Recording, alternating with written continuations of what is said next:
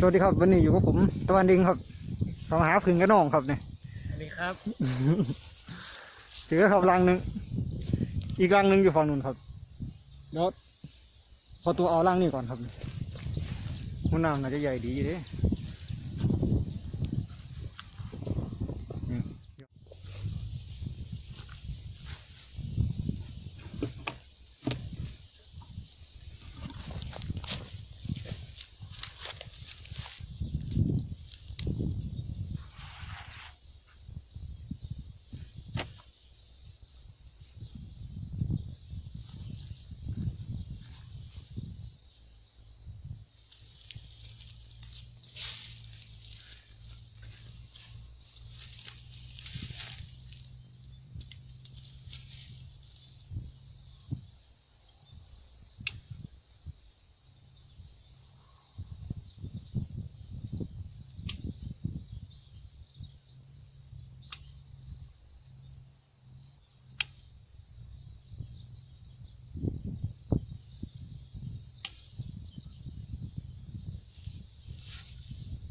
น้ำมีหอยคิดเลย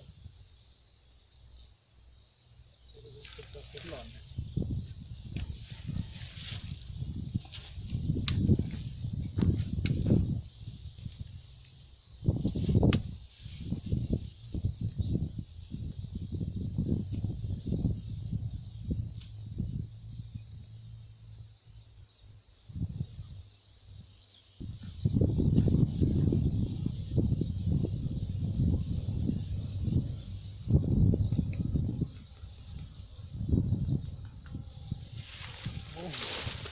ได้แล้วครับรังหนึ่ง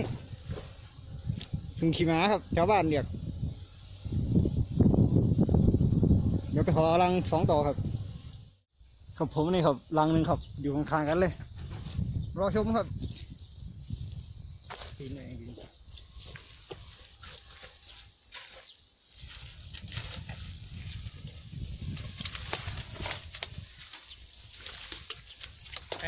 ให้ถือไปถ่ายตอนกำลังขึ้นเลยไหมไกลๆเลยนี่นะครับเดี๋ยวผมพาไปครับถึงขั้นตอนการปีนครับ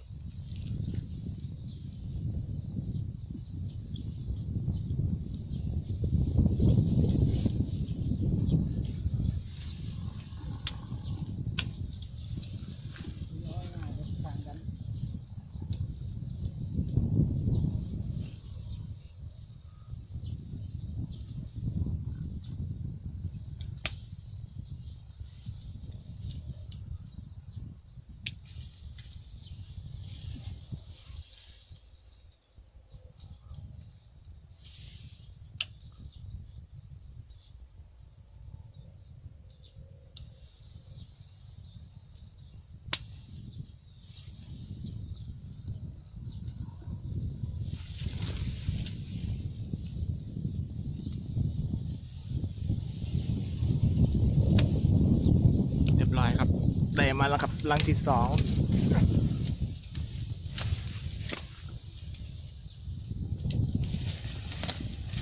สวยงามครับรังนี้ โอ้ติดหมดเลยรังนี่ ทีเด็ดครับทีเด็ดครับรังนี้ ครับรังยังงามเลยครับหัวน้ำปิดหมดเลยครับนี่